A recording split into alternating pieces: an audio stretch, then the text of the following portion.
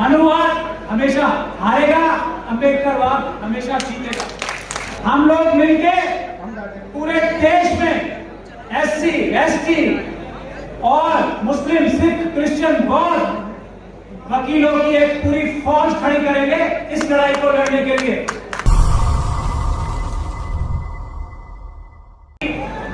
प्यार भरा आपको जय भीम, नमो बुद्धाय और अस्सलाम वालेकुम।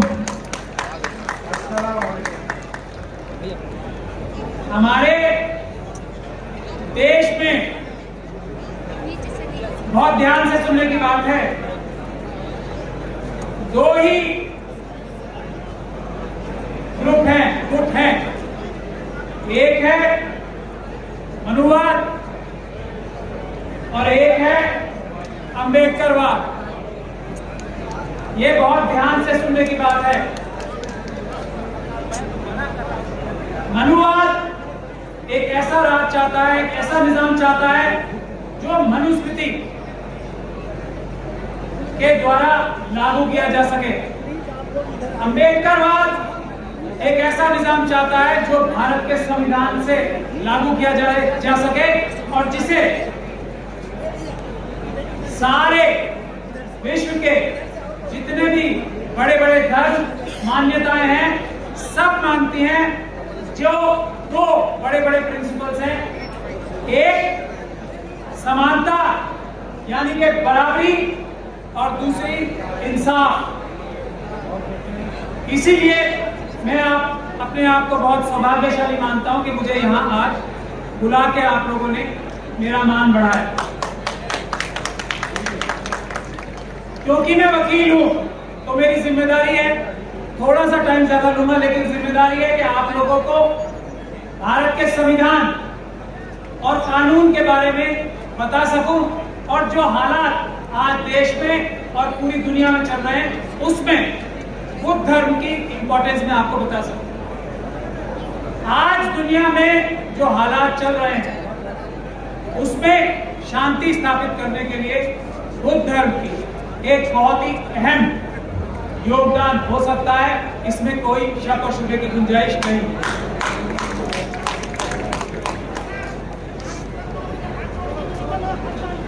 बुद्ध धर्म मनुवाद के खिलाफ, जैनिज्म के खिलाफ सबसे बड़ा आंदोलन था और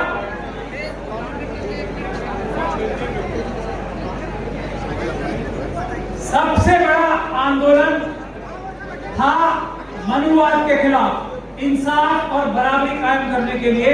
उसके बाद ही क्रिश्चियनिटी आई, उसके बाद ही इस्लाम आया, उसके बाद ही लिंगायत धर्म आया, उसके बाद ही सिखिज्म आया और दूसरे दुनिया के धर्म।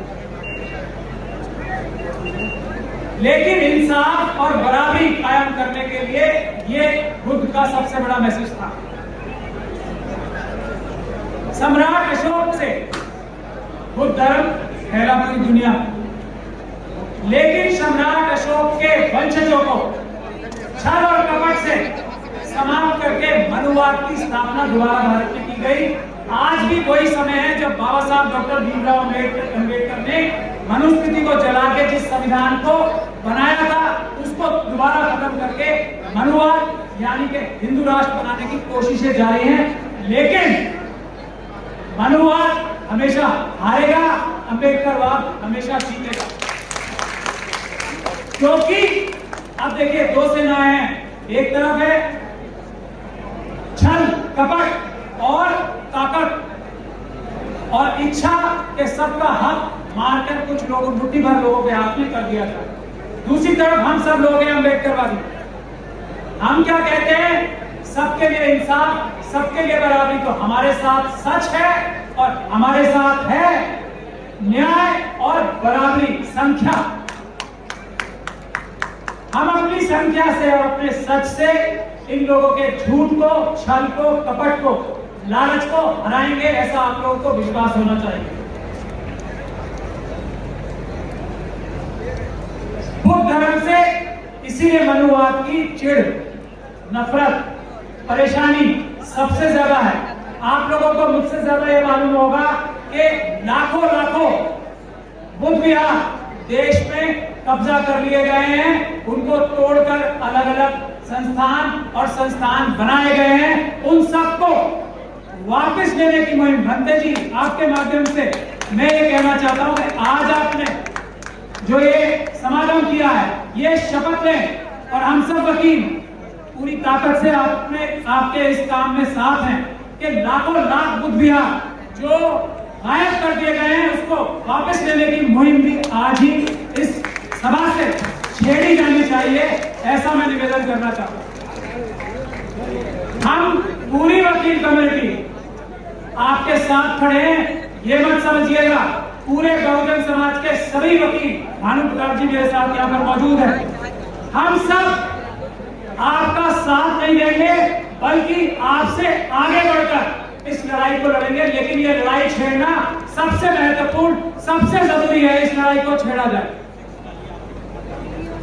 एक रिजर्वेशन की बात की जाती है और अभी दिल्ली में जो शपथ ली थी बाबा साहब ने, कुछ लोगों को बाबा साहब की तस्वीर से प्यार आ रहा है, बाबा साहब के कथन से प्यार नहीं है।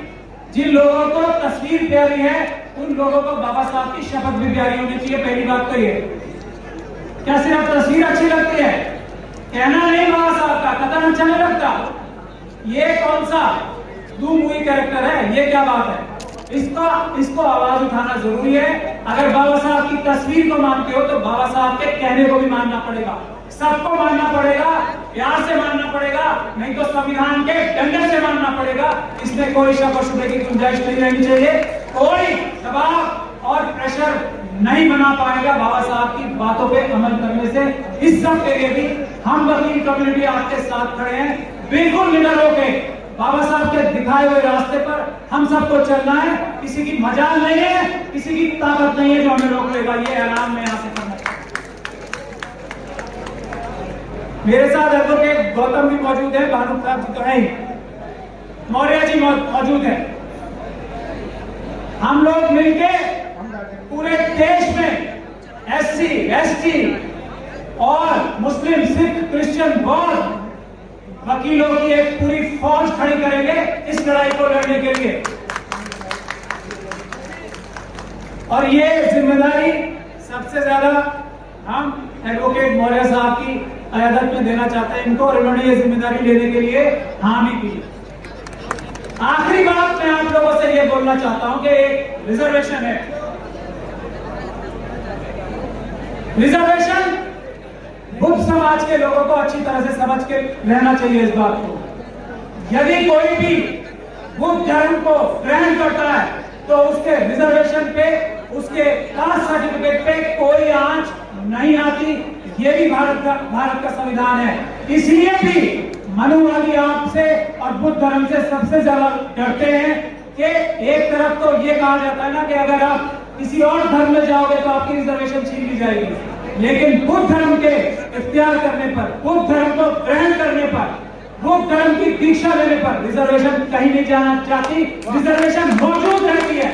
तो जिसका मन बुद्ध धर्म की तरफ है खुल के सामने आए और बुद्ध धर्म की दीक्षा ले, इससे फायदा ही फायदा है, नुकसान कोई नहीं है। रिजर्वेशन बिल्कुल उसके आंच नहीं आती। और अंत में किसी की देश में मजाल नहीं है कि वो किसी को कोई भी धर्म पालन करने से रोक ले, ये भी आप लोगों को पता होना चाहिए। ये भारत का संविधान है। यदि कोई अपना स्वयं का अकेला आदमी भी धर्म बनाता है तो उसको रोक नहीं सकता कोई कानून ऐसा नहीं है। अपना धर्म बना के उसका प्रचार तक कर सकता है। और बुद्ध धर्म तो कितने कितने देशों में है, भारत से उसकी उत्पत्ति हुई है और कितने देशों में फैल गया है। यहाँ बुद्ध धर्म के खिलाफ एक बड़ी साजिश हुई सम्राट अशोक के वंशजों के टाइम पे, उसको वापस करने की जिम्मेदारी आप सबकी और अम्बेडकरवादियों की है, संविधान के मानने वालों की, सभी ये बड़ी जिम्मेदारी है। तो मैं आप लोगों से अंत में यही गुजारिश करना चाहता हूं कि बिना किसी डर के, बिना किसी शंका के, जिसके मन में भी बुद्ध है वो सामने आए, इंसाफ, बराबरी और भारत के संविधान की रक्षा के लिए और उसको आगे बढ़ाने के लिए काम करे। कोई आपके रास्ते में आएगा तो वकीलों की फौज आपके साथ खड़ी है, तैयार है। आप लोग बिल्कुल भी पीछे कदम नहीं हटाओगे, आगे और आगे बढ़ेंगे।